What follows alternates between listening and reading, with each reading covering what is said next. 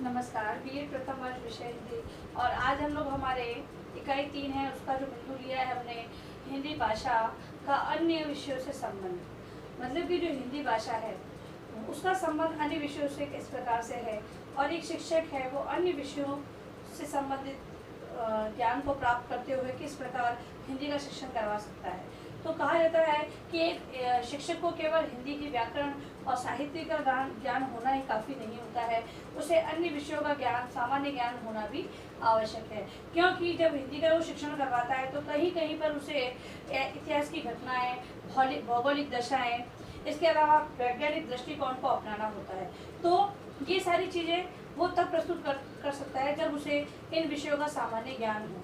तो आइए हम लोग आज चर्चा करते हैं कुछ बिंदुओं के माध्यम से कि हिंदी का अन्य विषयों से संबंध किस प्रकार हो सकता है।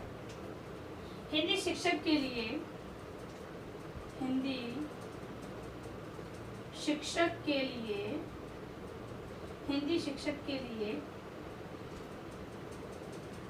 यह आवश्यक है कि वह सभी विषयों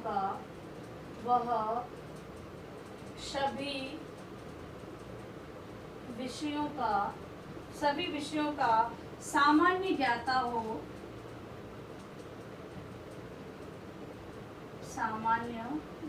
हो, भाषा के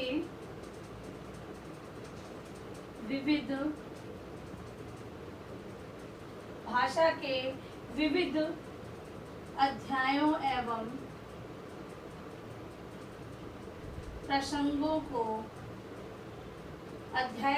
प्रसंगों को समझाने के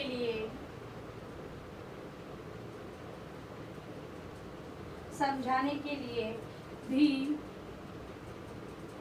दूसरे विषयों का सहारा लेना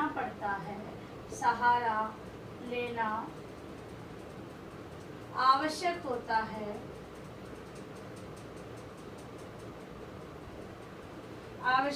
है। हिंदी शिक्षक यह भली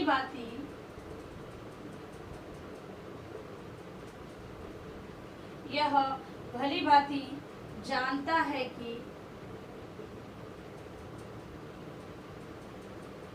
है कि हिंदी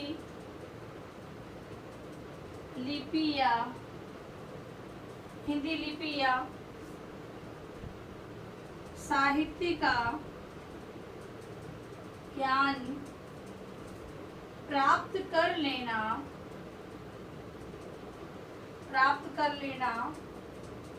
लेने से ही विद्यार्थी को पढ़ाया नहीं जा सकता।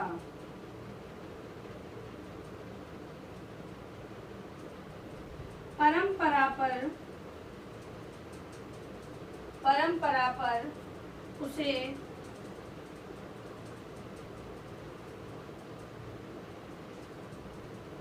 इतिहास की घटनाओं को समझाने के लिए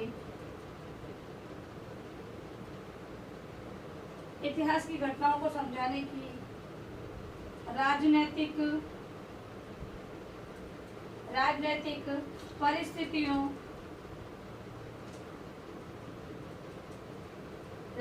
परिस्थितियों को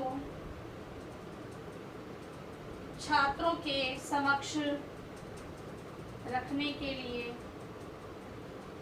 देखिए, हिंदी शिक्षक के लिए आवश्यक है कि वो सभी विषयों का ज्ञाता हो, यानी कि सामान्य ज्ञान सभी विषयों का हो। उसे विविध अध्यायों और प्रसंगों को समझाने के लिए दूसरे विषयों का सहारा लेना पड़ता है, ठीक है, आवश्यक होता है। फिर है हिंदी की लिपि और साहित्य का ज्ञान केवल विद्यार्थियों को पढ़ाने के लिए काफ़ी नहीं माना जाता है। अगर यही परंपरा ये कहती है कि जो इतिहास की घटनाएं हैं, अगर इतिहास की घटनाओं के आधार पर हिंदी साहित्य को बताया जाए कि उस समय ये घटना घटित हुई थी और ये कवि हुए थे, इन्होंने अपनी कविता की रचना की थी, उस समय ये वीर पुरुष हुए थे, उन पर आधारित कविताओं की रचना की गई थी। अब ये वीर पुरुष हुए कब थे, किस प्रकार से इन्होंने अपना वीरता का प्रदर्शन किया था और उसी पर आधारित कविता लिखी है, तो इतिहास की घटना मालूम होगी तभी वो उन वीर पुरुषों महापुरुषों के बारे में चर्चा कर पाएगा और उन कवियों के बारे में बताएगा कि इन्होंने साहित्य के अंदर इन कविताओं का समावेश किया है, ये लिखित रचनाओं को दिया है। इसी प्रकार से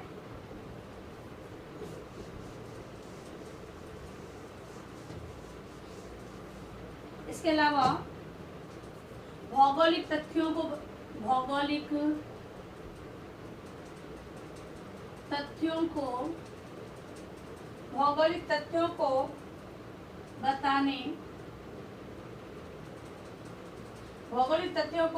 बताने की और गणित तथा मनोविज्ञान आदि विषयों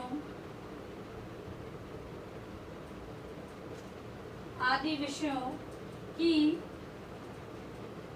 सहायता की आवश्यकता पड़ती है।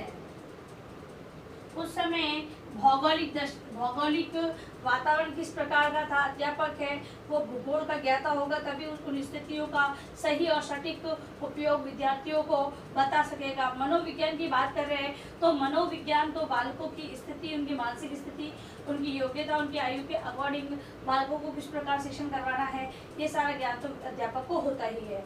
इसके अलावा हिंदी का जो सह संबंध है कि किस प्रकार से है उसकी चर्चा हम लोग करेंगे। तो हिंदी भाषा के क्षेत्र में सह संबंध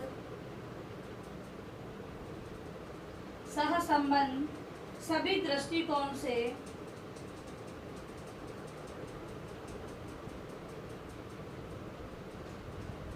आवश्यक है। अब वो कौन कौन से दृष्टिकोण है, तो पहला है हिंदी भाषा का अन्य भाषाओं से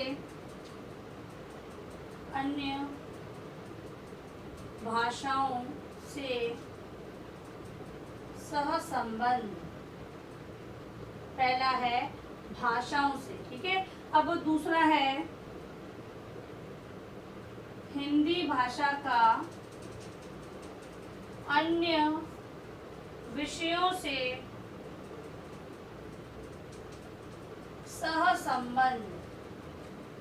अब यहाँ पर विषयों की बात की गई, दूसरा संबंध विषयों से बताएंगे। हिंदी भाषा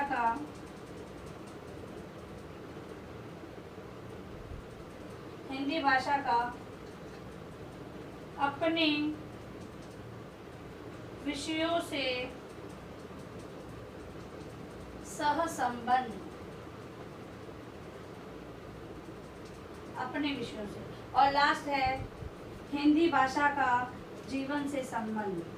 हिंदी भाषा का जीवन से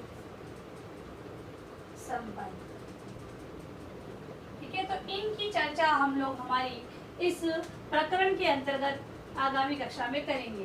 तो कहने का मतलब यही है कि जो हिंदी भाषा है, छोटे छोटे रूप में हम देख लेते हैं, तो हिंदी भाषा का अन्य भाषाओं से संबंध। अन्य भाषाओं की अगर हम बात करते हैं तो जो हमारे हिंदी भाषा के अंतर्गत अन्य प्रकार की भाषाएं ली गई है, जैसे कि हम लोग कहते हैं कि जो संस्कृत है वही हिंदी भाषा की जननी कही जाती है। हिंदी भाषा है वो जो संस्कृत से ही बनी है। संस्कृत के जो एज इट इज जो शब्द है उसका उपयोग हम हिंदी के अंतर्गत करते हैं, उन्हें तत्सम शब्द कहते हैं।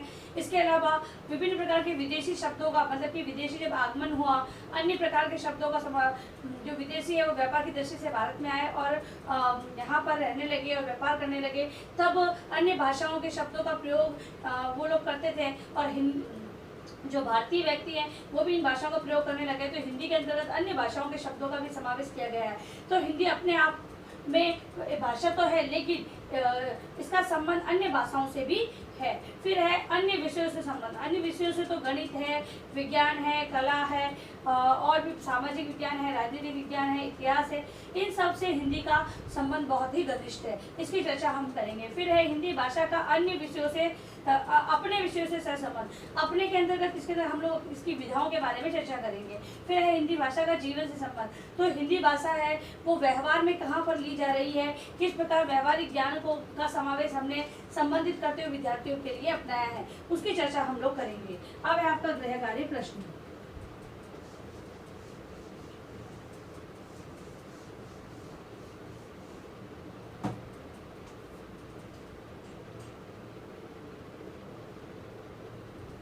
हिंदी भाषा का